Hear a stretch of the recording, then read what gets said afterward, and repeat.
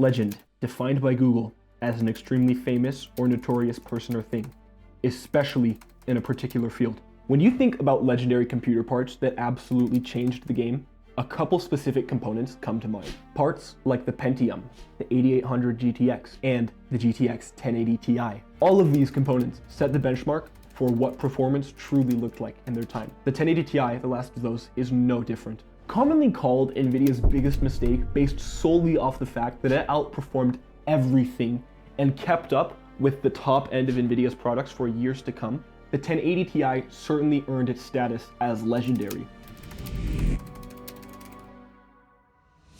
Being released on March 10th of 2017, the 1080 Ti is more than 7 years old. I'm sure that some of you watching even have siblings younger than that, which is pretty incredible to me. It had an MSRP of about $699, which at the time was pretty high, but you were definitely getting your money's worth. And in today's economy, that's an affordable graphics card. If we take the 4090, Nvidia's current top-end GPU, and compare that with the GTX 1080 Ti, Nvidia's top GPU in 2017, we find that the 4090 comes in at an MSRP of about $1,599. Adjusting for inflation, the 1080 Ti would be $849.13 today. That's a ridiculous difference. Actually about 47%, and it really just highlights how much prices have gone up, especially in the computer industry. Anyways, even though the 1080 Ti was released 7 years ago, it is still a force to be reckoned with. And in today's video, I want to revisit this card and just see how well it really holds up in 2024. So, without further ado, let's jump right in.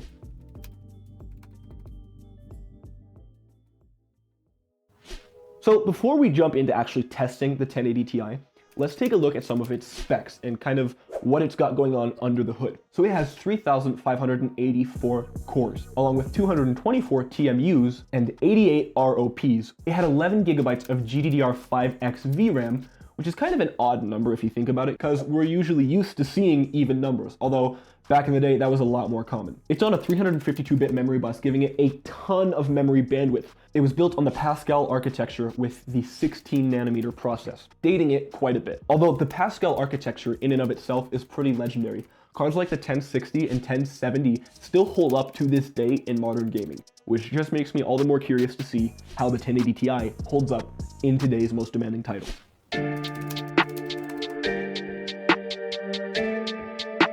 Speaking of, let's jump into our testing results. We tested 5 total titles: Starfeilf, Fortnite, Apex Legends, F1 2023, and Battlefield 5. I feel like this gives us a pretty good range of games that people will play, with Starfeilf being one of the most demanding new titles out there, and games like Fortnite being able to run on a literal potato if you're willing to drop the settings. So why don't we start with the most demanding title, Starfeilf. The 1080 Ti managed to hit an average of 43 FPS with maxed out settings. It had a peak FPS of 50, with the lowest FPS that it hit being at 38 FPS. 1% and 0.1% lows were at 34 and 29 FPS respectively, giving us a 30 plus FPS average, which is exactly what you want to see in AAA titles like this, meaning it's entirely playable. Now, in the last video that we made, we compared the RTX 4060 to the 3070, and we tested Starfeilf as well. I was surprised to see that the 1080 Ti outgunned the 4060 by almost double. Anyway, let's look at our next title that we tested. This is a game that can run on a toaster. Welcome to Fortnite.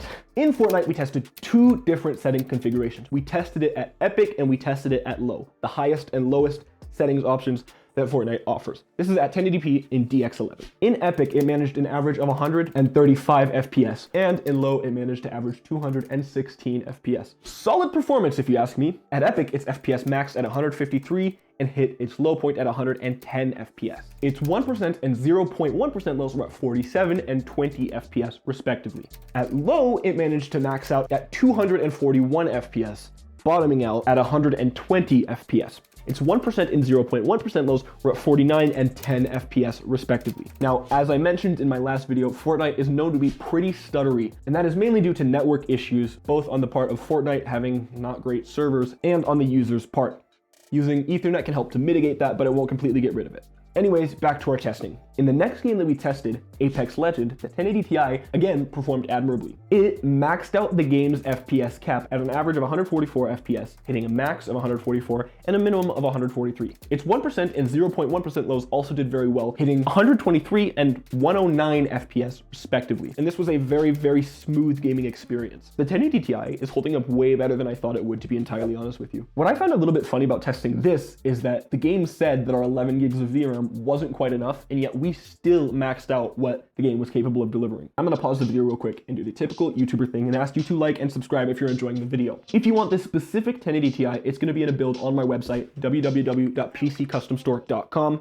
Check it out, I've also got merch there. Anyways, back to the video. In the next game that we tested, Battlefield 5, the 1080 Ti proved to be quite relevant in today's titles as well, hitting an average of 132 FPS, also on maxed out settings. The top FPS that it hit was 157, with its lowest being at 110, and 1% and 0.1% lows being at 34 and 13 FPS respectively. Pretty playable, but again, a little bit choppy, and I believe that was mostly due to my internet connection. Sorry, my Ethernet broke at the office here, and it's an entire issue. We're working on getting it fixed though. Now, in F1 2023, the 1080 Ti shows out yet again, delivering a more than playable experience. It managed an average of 96 FPS, seeing a max of 107 and a minimum of 86. Its 1% and 0.1% lows were at 80 and 46 FPS respectively, making it a very smooth gaming experience. Now, as I mentioned earlier, in our most recent video that we uploaded, we compared the 4060 to a 3070, and the 1080 Ti in this test managed to beat both of them. It beat the 4060 by 28 FPS, and it beat the 3070 by 16 FPS. Just think about that. The 1080 Ti is 6 years newer than the RTX 4060, and it managed to beat it by almost 30 FPS. That's the difference between a game not running and being playable, which blows my mind. And the 3070, it still beat by 16 FPS, which is still a massive margin. The 1080 Ti, for being this old, has no right to hold up this well.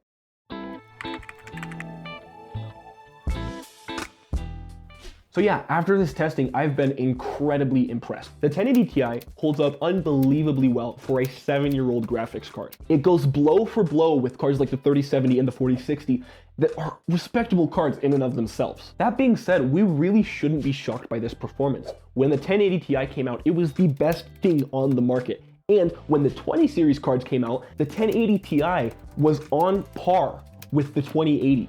Which is ridiculous given that the 2080 was Nvidia's flagship 20 series card.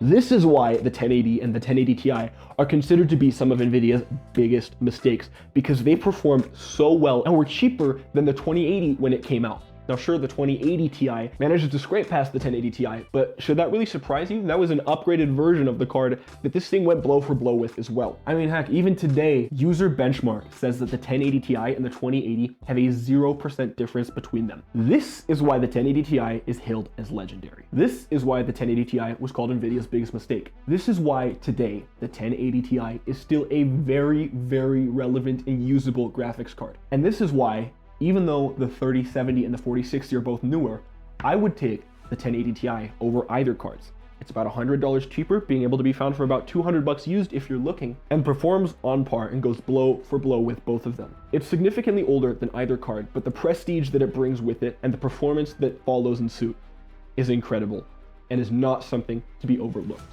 If there were 3 universal truths, it's that dogs are better than cats, apples are better than oranges, and the 1080 Ti will forever be a legendary graphics card. Anyways, thank you guys so much for watching. As I said earlier, if you're looking for a computer or some of our merch, then feel free to check out our website, which will be linked down below at pccustomstore.com. This specific 1080 Ti is going to be listed in a build on that website, which I'll also link down in the description. Thank you guys so much for watching. This has been Ryan. I'll catch you next time. Ryan, out.